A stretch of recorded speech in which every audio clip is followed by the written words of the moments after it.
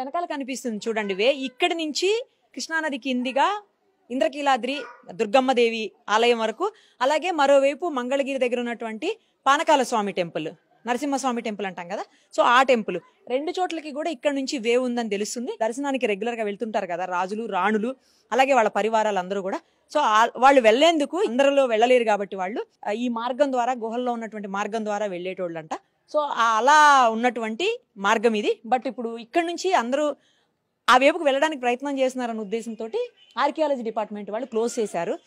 ఇవన్నీ కూడా రక్షణ చర్యలనే చెప్పాలి. మొత్తంగా ఈ గుహ అయితే ఈస్ట్ ఫేసింగ్ లో ఉన్నటువంటి గుహ, 29 మీటర్ల పొడవు, అలాగే 16 మీటర్ల వెడల్పుతో కలిగినటువంటి గుహ, ప్రతి అంతస్తుకి వైవిధ్యం కలిగినటువంటి గుహ.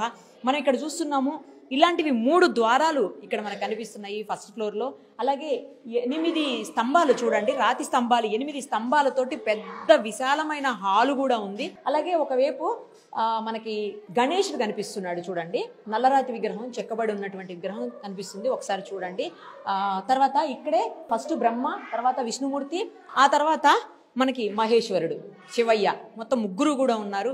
ఇవన్నీ అప్పట్లో రాజులు రాణులు విశ్రాంతి తీసుకునేందుకు ఈ రూమ్స్ వాడారు అని చెప్పి తెలుస్తుంది. చూద్దాం, ఈ రూమ్స్ కీస్ కూడా అడిగాం మనం.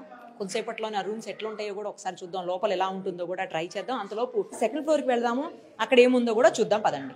సెకండ్ ఫ్లోర్కి వచ్చేసాము. ఒకసారి చూడండి అనంత పద్మనాభ స్వామి ఆకారం ఎలా ఉందో ఒక్కసారి చూడండి. ఆయన ఎక్కడున్నా కూడా శయన రూపంలోనే ఉంటుంది. తిరువనంతపురంలో ఉన్నటువంటి అనంత పద్మనాభ స్వామి దేవాలయంలో కూడా సేమ్ ఇలాగే ఉంటుంది. నేను ప్రత్యక్షంగా చూశాను, కాకపోతే ఇంకా కొంచెం పెద్ద విగ్రహం అక్కడ, బట్ ఆల్మోస్ట్ అంతే ఉంది విగ్రహం. చూడండి, నాకు తెలిసి ఏకశిలా విగ్రహం అనుకుంటా, ఏకశిలతోటే చెక్కినట్టున్నారు. పైన సర్పరాజు ఆయనకు రక్షణ ఇస్తున్నట్లుగా, ఆయన శయనిస్తూ ఉన్నట్లుగా ఉంటుంది విగ్రహం చూడండి. తర్వాత ఆ పైన గరుత్మంతుడు, కింద స్వామీజీ, ఆ పైన చూడండి బ్రహ్మేశ్వరుడు ఉన్నాడు. బ్రహ్మేశ్వరుడితో పాటు ఇంకా అనేక మంది పక్కన కూడా నాకు తెలిసి వీళ్ళంతా ఆయనకు రక్షణగా ఉన్నట్లు అనమాట, మనం అలా భావించాల్సి ఉంటుంది. బయట కూడా మీకు స్టార్టింగే ఉంది ఆంజనేయ స్వామి విగ్రహం చూడండి. ఇదంతా కూడా చాలా పెద్ద హాలు. పిల్లర్స్ చాలా 1 2 3 4 4+4+4 అంటే 12 పెద్ద పెద్ద రాతి స్తంభాలతోటి నిర్మించబడినటువంటి హాలు. ఒకసారి అయితే ఫస్ట్ థర్డ్ ఫ్లోర్కి వెళ్ళొద్దాము. ఇంతలోపు కీస్ వస్తాయేమో, ఆ రూమ్ ఎలా ఉంటుందో చూడాలని మీతో పాటు నాకు కూడా చాలా క్యూరియస్గా ఉంది. ఆ క్యూరియాసిటీ ఆపుకోలేకపోతున్నాం. ముందెళ్ళి పైన చూసి వచ్చి తర్వాత ఆ రూమ్స్ ఓపెన్ చేయించి చూద్దాం పదండి. చిన్నగా ఉంది గుహలాగా, ఎంత బాగుందో అసలు. లోపల కూర్చుంటే నా వాయిస్ నాకే వినిపిస్తుంది. ఓ రకంగా చెప్పాలంటే అంటే రీసౌండ్ వస్తుంది. ఆ రీసౌండ్తో నాకే లైట్గా వినిపిస్తుంది వాయిస్. ఎంత బాగుందో అసలు, చల్లగా ఉంది, కూల్గా, చేయి పెడితే కూడా ఎంత కూల్గా ఉందో అసలు. మామూలుగా అట్మాస్ఫియర్ బయట చాలా ఎండ ఉంది ఇప్పుడు యాక్చువల్గా, బట్ ఇక్కడ మాత్రం చాలా కూల్గా ఏసీ పెట్టినట్టే ఉంది. మేబీ ఆ రోజుల్లో ఇంత పొల్యూషన్ లేదు కదా, అలాగే పొల్యూషన్తో పాటు జనాలు కూడా ఇంతమంది లేరు కదా, కాబట్టి కూలింగ్, తర్వాత ప్రకృతి ప్రసాదించినటువంటి ఆ చల్లదనం అవన్నీ అట్లానే ఉన్నట్టున్నాయి. ఇప్పుడు లేదు అవకాశం మనకు. అలాగే చుట్టూ మొత్తం ఒకసారి వ్యూ కూడా చూడండి, అన్ని కొండలు, పచ్చటి చెట్లు, పంట పొలాలు, పక్కన వాటర్ చూడండి, చిన్న లేక్ లాగా, చిన్న కాలవ, పిల్ల కాలవ అంటారేమో, అలా పోతుంది వాటర్.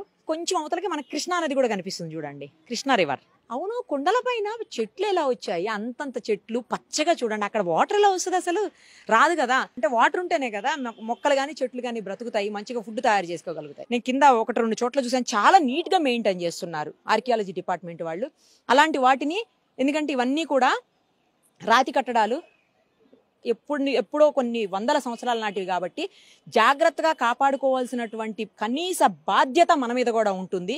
అందుకే ఎవరైనా విజిటర్స్ వచ్చినప్పుడు కింద కొన్ని ప్లేసెస్లో సిగరెట్ యాషెస్ కనిపిస్తున్నాయి, అలాగే పిచ్చి గీతలు, రాతలు ఏవేవో రాసేశారు. అవన్నీ ఎందుకు, అట్లా అవసరం లేదు కదా, జాగ్రత్తగా చూసుకోవాలి. కాబట్టి మన వంతు బాధ్యతగా ఇక్కడ కూడా పిచ్చి పిచ్చి రాతలు, గీతలు ఉన్నాయి చూడండి. ఇవన్నీ ఏంటి, ఎందుకు అలా కేర్ చేయాల్సింది ఒక ఆర్కియాలజీ డిపార్ట్మెంట్ వాళ్ళు, లేకపోతే ప్రభుత్వమో, లేకపోతే అధికారులు మాత్రమే కాదు. సిటిజన్స్గా, రెస్పాన్సిబుల్ పర్సన్స్గా మనకు కూడా ఆ రెస్పాన్సిబిలిటీ ఉంటుంది. దయచేసి ఇలాంటి వాటిని జాగ్రత్తగా కాపాడుకుందాం. మన ముందు తరాలకు, ఇప్పుడు మనకి ఎలా పాత తరాల వాళ్ళు అందించారో అలాగే మన ముందు తరాల వాళ్ళకు అందించాల్సినటువంటి మినిమం రెస్పాన్సిబిలిటీ మనకు ఉంటుంది. కాబట్టి జాగ్రత్తగా చూసుకుందాం. నేను ఇందాక చెప్పాను కదా కీస్ తెప్పిస్తున్నాము, ఒకసారి రూమ్ కూడా చూద్దామని చెప్పి. ఆ కీస్ వచ్చాయి, ఒకసారి లోపల రూమ్ లోకి వెళ్ళి ఏముందో చూసొద్దాం రండి.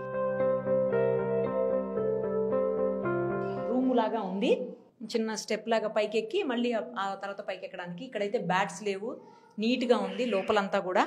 మేబీ అప్పట్లో రాజులు సేద తీరడానికి పెట్టుకున్నటువంటి రూమ్ కావచ్చు. చాలా బాగుంది. అసలు రాతి కట్టడాలన్నీ కూడా చూస్తుంటే నిజంగా ఓల్డ్ మాన్యుమెంట్సేనండి ఎంతైనా కూడా.